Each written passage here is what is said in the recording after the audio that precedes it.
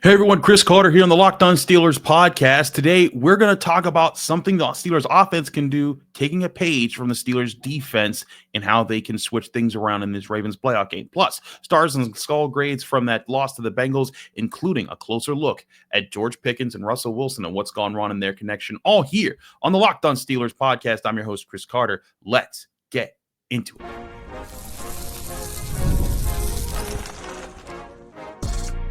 You are Locked On Steelers, your daily Pittsburgh Steelers podcast, part of the Locked On Podcast Network, your team every day. Hello, welcome to the Locked On Steelers podcast. I'm your host, Chris Carter, bringing you your daily dose of all things on the Pittsburgh Steelers. As always, you can find the show on your favorite podcasting apps and on YouTube. Like this video if you enjoyed. Subscribe to this YouTube channel to get all of your daily Monday through Friday episodes, as well as our bonus content. Thank you for making us your first listen every day, because we're your team every day. And today's episode is brought to you by FanDuel Sportsbook, the number one sportsbook in America. New customers can place a $5 bet, and you'll get started with a $200 in bonus bets guarantee. If you just bet $5, win or lose, you get those bonus bets. Visit FanDuel.com to get started. All right, Steelers fans, a reminder, I am filming this early Monday before Mike Tomlin's press conference because I have to travel down to North Carolina to cover Pitt at Duke. That's going to be a crazy trek because we got a blizzard, so pray for me if you're listening to this. But I want to talk, we'll get to the grades in a minute here, but I want to talk about the Steelers offense and something that we harped on with the last episode, saying like, hey, they got to throw the ball more on first down. They got to mix things up earlier in the game to start things faster. And I think one thing that the Steelers offense can kind of do to take a page from what the Steelers defense did just last week is in being more aggressive, is doing certain things with certain players to get them involved in the ways that they're more naturally skilled.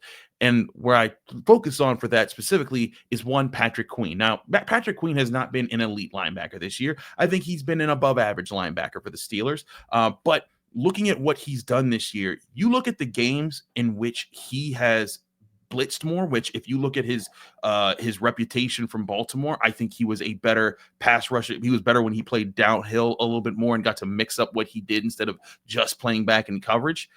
I think that that's the difference that you've seen from some of the defense's better performances, is the mixing up of when they send him and other guys in the Steelers defense. Now, traditionally, the Steelers this year have not been a blitzing defense for the most part. I think they blitz around a rate of 24% in their pass defense plays, which is like right in the middle of the league, not that aggressive. But part of that, I think, has been because in recent years, the Steelers have trusted their front four so much because they've been so dominant. Cam Hayward, TJ Watt, Alex Highsmith. You think back to the Stephon Tuitt days. Traditionally, those guys up front have limited teams so much that the linebackers could kind of do other things. Plus, the Steelers linebackers cores were struggling in the off-ball linebackers, over the years. So I think they relied less on them to be an aggressive part of it. But I think that that's something that the Steelers should be doing more often in these games. Now, one thing the Steelers did in this last game, Patrick Queen, for example, he blitzed at least on 7 different plays in this game. Now, 7 plays isn't like those weren't the biggest plays of the game. It's not that like those were all just amazingly drawn up plays, but it was those plays. When you do that throughout a game, you're forcing an offense to have to communicate and dictate and have to adjust their game plan because you're dictating the pace of play because you're being the aggressive ones. I think that's what has to happen here for the Steelers defense, and that's what has to happen for the Steelers offense. For example, looking at Patrick Queen, he was sent on 7 pass rushes against the Bengals. That was the most that he had done since their win over the Browns, when he was sent 8 times, which also he was sent 8 times against the Bengals in that win, and then he was sent 8 times against the Ravens in that win. So their 3 divisional wins that the Steelers have this season, he was sent 8 times on blitzes. And then after a streak of bad play by the defense against the Eagles, Ravens, and Chiefs, where in those games he rushed 3 times, 4 times, and 1 time, the Steelers defense returns to form when he's part of a pass rush that sends him at least 7 times. And again, it's not that all those plays work because Joe Burrow actually handled the blitz well for the most part, but it's what the blitz represents, because when the blitz is coming, it forces you to have to think about, okay, could the blitz be coming from from the left side, from the right side? Do we have to adjust our pressures, our packages? Do I have to adjust how quickly I need to get the ball out? And it can knock you off of your rhythm. And as far as doing that, that's something the Steelers defense did well last week. And I think they need to do that again against Lamar Jackson. Granted, they kind of have a formula for Lamar Jackson. But hey, again, Patrick Queen against the Ravens in that game was sent on a blitz 8 times against Lamar, tied for the most that he's had all season. And when he's blitzed at least 7 or more times, against the team this season, the Steelers are 4-1. If I'm adding this up correct, yes, 4-1, because he did against the Broncos, the Ravens the first time, the Browns the second time, and the Bengals the first time. So this Bengals loss was the first time when they'd done that they had lost, and I think that wasn't because of the defense. Now, how does this flip to the offense? You're saying, well, wait a second, the offense got to take a page from this. I think that's where the offense has to take a page out of. You know what, Patrick Queen, he is good at getting downhill. He is good at rushing the passer. Use him. You don't have to use him all the time that way, but when you use him in the right spots, it allows for a chemistry to develop. It allows for more things that can allow for other guys to play well. It can also put Patrick Queen in some better spots, like in the play where he broke up a pass to Jamar Chase that turned into a Beanie Bishop interception. Those type of things factor into it, and that's where it comes to getting the pass game going. And I think this is where it comes down to, you need to get your top receivers involved early in this game. George Pickens, Pat Freiermuth, getting the ball to them on first downs early in this game, and not just quick passes to the sideline, vertical routes, inside breaking routes, slants, anything that gets them the ball where they're moving and they can challenge a defense to make sure that they know where they are and they're being accountable. Those are the things I think can get the Steelers offense doing and going. And listen to me when I say this, because I said this going into the last game too. I thought it was imperative for the Steelers to get George Pickens involved early. And I'm not even talking about from the George Pickens psyche, like, oh, you have to get him locked in. I'm talking about from the fact that if you get him involved early, you dictate the pace of how this game is played to the defense. They have to adjust to you, just like the Bengals offense had to adjust to the Steelers blitz in that game, and then allow the Steelers defense to have a better performance in that one. This Steelers offense has proven it's not good enough to be consistently good at running the ball, to pass in situations where it's obvious and always win. They have to be able to catch you when you're off guard, or when you're kind of in a neutral stance because you're not sure if they're going to run or pass, and you can get them in situations that are favorable to you. And that's where you have to be able to capitalize. So if the Steelers are going to do that, they've got to throw earlier. They've got to throw more often. And I think they've got to get their playmakers involved in those plays, not just passes to Van Jefferson that go 3 or 4 yards. I'm talking about George Pickens hitting him on an out. Trust him to win an out route. Trust him to win to win the inside leverage there. Hit Calvin Austin on the seam. Get guys involved to get this offense going. And when you do that, you build momentum. This is an offense that, again, they have not been consistent for a while now. I think that this offense could just simply use a spark, a jolt. I think if you can get that going for this offense, they can feed off momentum, and then you can take that into a game, and then you're starting faster, and then you're not down 10 points, 13 points, 16 points early in a game, and that allows you to, when you find your feet in the second half, and you're starting to make some plays here and there, and you're starting to make those in-game adjustments, then you're doing so from a better foundation. That's where I think the Steelers offense has to be more aggressive, taking a page out of how the Steelers defense was more aggressive in the last week. Granted, it's been a long season, and we haven't seen either unit be too aggressive, I think, throughout the season. But again, when the Steelers defense has been, especially with Patrick Queen, they've been a better unit. I think it's time for Mike Tomlin, Arthur Smith to take the handcuffs off of this offense and let them be aggressive in that way. And I think that could lead to better results. When we come back, I want to do our stars and skulls grades. We got our grades from this game. A fair warning, these are very early grades. I really didn't even get a chance to watch the All-22. I've been watching the broadcast over and over. I've watched the All-22 one clean time. So this is kind of that, and there will be revisions on these grades, but there's still some interesting points that I have to point out here. And we're going to have multiple bus tickets for the first time this season, all here on the Locked On Steelers podcast. I'm your host, Chris Carter. Stick with us. We'll be right back. But first, I want to remind you this show is brought to you by Prize Picks. Prize Picks is daily fantasy made easy. It's the easiest, most exciting way to play daily fantasy sports, whether it's football, basketball, or any of your favorite sports. Prize Picks makes your holidays bigger and brighter. With Prize Picks, you can simply pick more or less on player stats like total passing yards, rushing touchdowns, and for a shot to win 1,000 times your money. You can make your picks in as little as 60 seconds, whether you're going for a flex play or to boost your payout, or you want to cash out quickly. Prize Picks has got you covered. They have over 10 million members and billions in winnings, and it's clear that people are loving this platform. And when your picks hit, Prize Picks makes it easy to cash out. You can get your money from Prize Picks in as fast as 15 minutes. And here's a special offer for our Locked On NFL listeners. Download the app today on Prize Picks and use code Locked On NFL, all capital letters, all one word, and you can get $50 instantly for playing just your first $5 lineup on Prize Picks. That's Prize Picks. Where you got to download the Prize Picks app today in the App Store. Make sure you use code LOCKEDONNFL and you'll get $50 instantly after your first $5 lineup. That's right, $50 instantly when you play just $5 on Prize Picks. Prize Picks, run your game.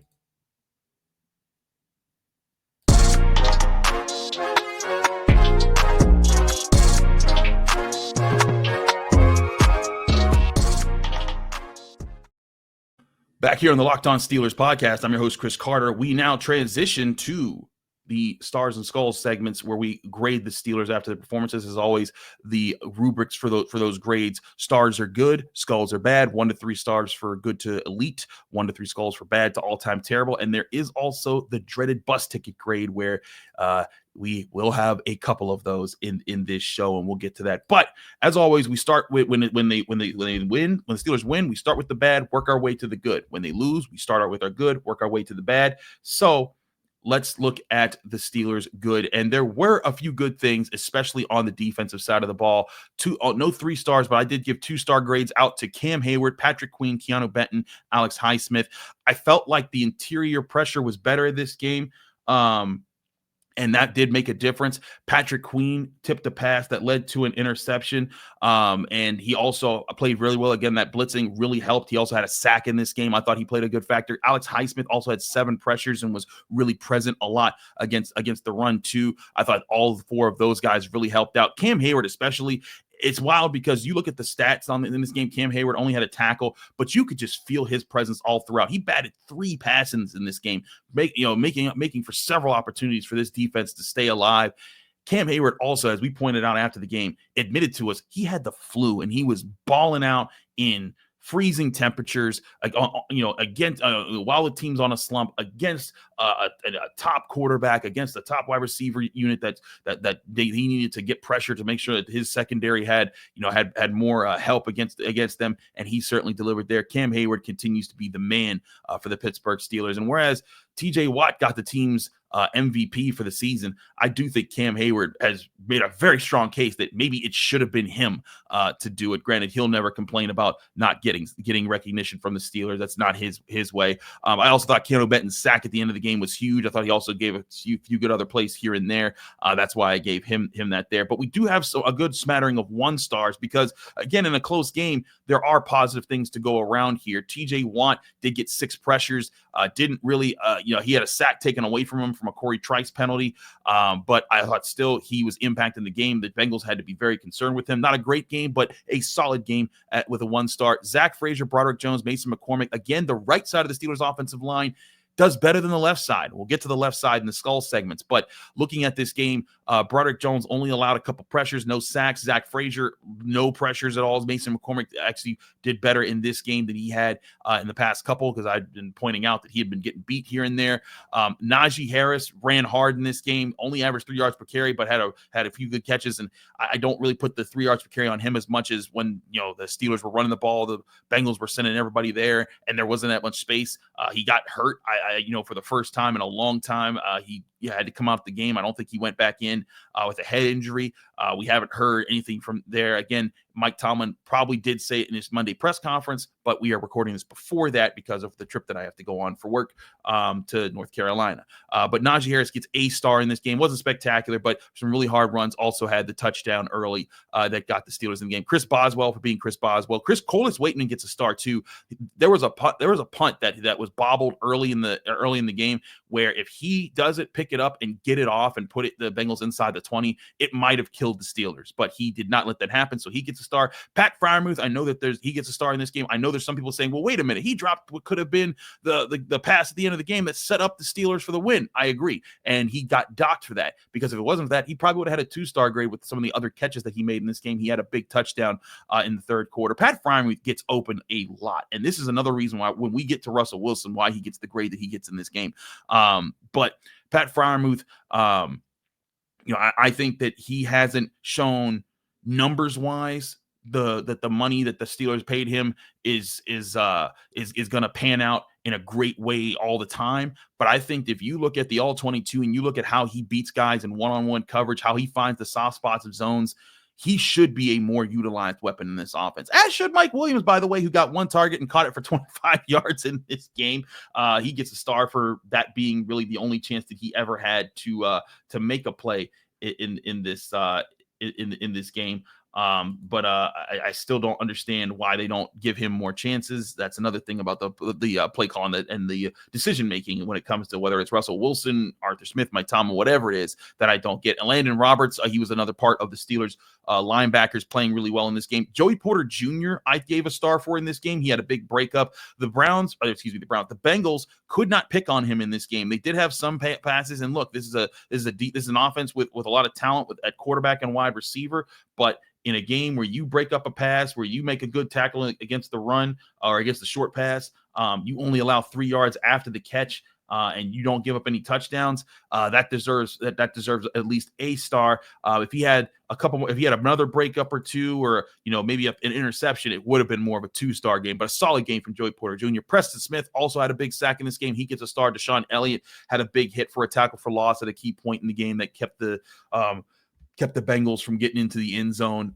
on another red zone possession. Nick Herbig with a sack. He gets a star in this game. Minkah Fitzpatrick did some really good things when I saw just the things that he was taking away from what Joe Burrow wanted to do a lot of points in this game, especially in the red zone. So he gets a star there. I already said Mason McCormick. He gets a star. He gets a star for his help. Peyton Wilson, I also thought did a really solid job as far as covering and what he's asked to do in space as a linebacker. Nothing immaculate, but a solid showing there. And then of course Beanie Bishop, when you're only on the play on the field for six plays, you can only get so much praise. But man, what praise do you get for getting an interception that turned a special teams turnover into the Steelers ball with a chance to turn things back around? He gets credit there. And it does bring up another personnel question because we're going to get to one of these guys that plays in the secondary where in a place where Beanie Bishop should be playing, or maybe could be playing and maybe should be playing.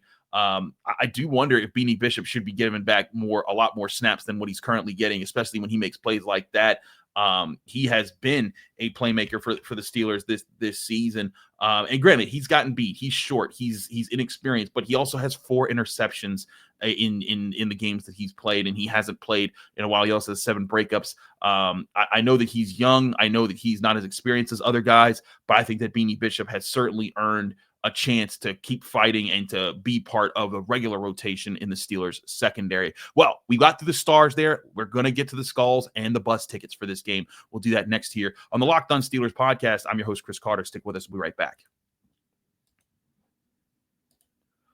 But first, I remind you, the show is also brought to you by Game Time. I love going to live events, whether it's sports, music, theater, or comedy, but one of my favorite memories is attending a concert last year where the energy and excitement was unforgettable. Now, Game Time has made it easy to get tickets to all your favorite events with their new feature, Game Time Picks. This feature filters out the fluff to show you only incredible deals on great seats, so you don't have to waste time searching through thousands of tickets. Whether you're looking for bands or that are coming to town or for the next big concert, or you're looking for tickets to the next big game, if you want to head to Steelers Ravens, Game Time's got tickets tickets for you there available on their app. Game Time is the best place to find all those tickets for all those different live events. Game Time is the fast and easy way to buy tickets to all your sports, music, comedy, and theater events near you. Plus, Game Time guarantee means you'll always get the best price. You can find tickets in the same section or row for less somewhere else. Game Time will credit you 110% of the difference of those prices. Snag the tickets without stress with Game Time. Download the Game Time app, create an account, use code LOCKEDONNFL for $20 off your first purchase, or go to their website, gametime.co. Terms and conditions apply. Create an account, redeem code LOCKEDONNFL for $20 off. Download Game Time today. What time is it? It's game time.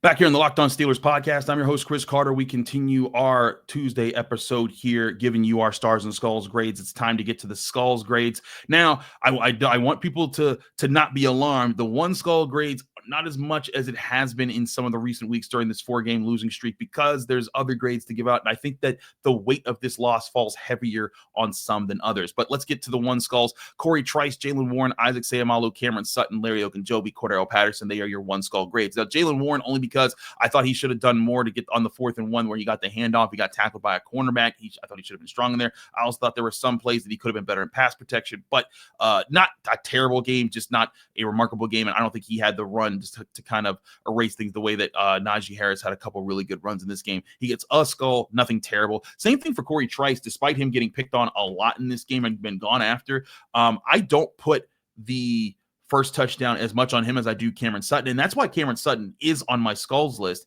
because when I looked at the play, and again, I can't say I'm confirming this. This is just based off of my evaluation. But when I looked at that first touchdown, Corey Trice, and I think I said this after the game on the show, but Corey Trice gave up inside leverage to Jamar Chase almost immediately, as if he was looking for help. And then when the ball came, he was like, he after it was a completion, he looked right at Cam Sutton, was like pointing like, hey, where were you? And Cam Sutton was on a weird sort of like delayed blitz that was from like 5 or 6 yards out that was probably never going to get home against Joe Burrow. I didn't understand that. So I thought Cam Sutton was part of at least what's another coverage bust, because we've covered how he's been part of quite a few already. But I also give only Cam Sutton one skull for this game, because whereas that play happened, I did not see him involved and as nearly as many others after that. I think that was really his biggest mistake of the game. Officially, according to Pro Football Focus, he was targeted 4 times, allowed 3 catches for 22 yards. I'm not going to bang on him too hard for that, including when he has 2 tackles that are recorded as stops or good plays for the defense. Larry Ogunjobi, I feel like Larry Ogunjobi there were some really good times for the Steelers where he was able to help and be that secondary veteran defender next to Cam Hayward. I think those days are past, and he's playing some of his last games as with the Steelers. Wasn't a terrible game in my opinion, but it just wasn't a good game. I don't think he did enough to generate pressure. He only had one pressure. He had no pressures in the game, and he had 1 tackle. I thought he could have done a lot more in this game, but he only gets 1 skull because I don't think he was a big part that killed them. Cordero Patterson, simply because I just don't think he's been doing as well as far as helping with the run game that he was at one point earlier in the season. So he gets a skull there. But let's go to the 2 skulls here, because there are no 3 skulls.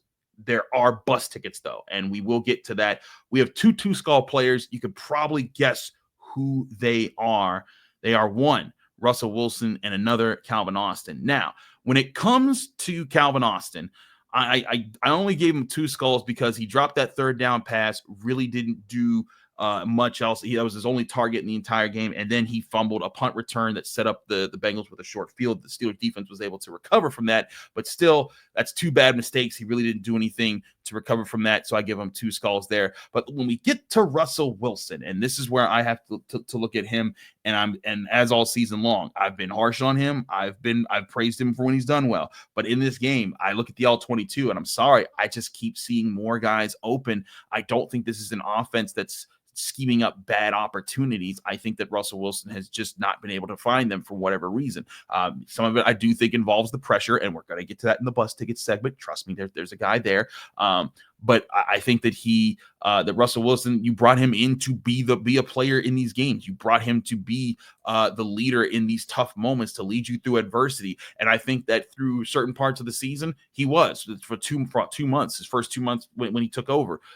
He was being that guy. He was guiding you through the tough moments. That Commanders game, even though they didn't score a touchdown, there were tight moments that he came up big for them in their win over the Ravens. He was huge, instrumental in the Steelers' win over the Bengals the first time. All of those wins set up what now the Steelers are a playoff team to get those 10 wins. But for those games, he's also not been that guy in these key moments in this 4-game losing streak, and including the way that he managed the last drive of the game. Now, he doesn't get three skulls or a bus ticket because he did, lead a couple touchdown drives, and he also had some key drops in this game. Pat Freiermuth at the end of the game. I still think that if Freiermuth catches that, he at least is able to get the first down, get down. If the team can spike with a second left, you give Chris Boswell a chance at being Chris Boswell and hitting a game-winning field goal, and that changes the entire tenor of the end of this season. But at the same time, Pat Freiermuth made other plays. But Russell Wilson, he threw some really catchable balls in this game that didn't come down.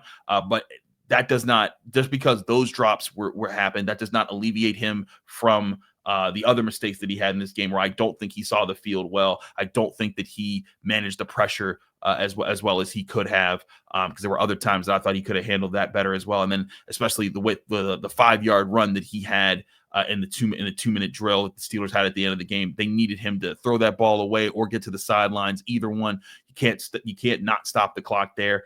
And Mike Tomlin deserves banging on that too, for not calling timeout immediately when that play happened, because the next play led to a sack and kind of put the Steelers really behind the 8 ball in that situation. But again, Russell Wilson, Calvin Austin, your 2 skull players.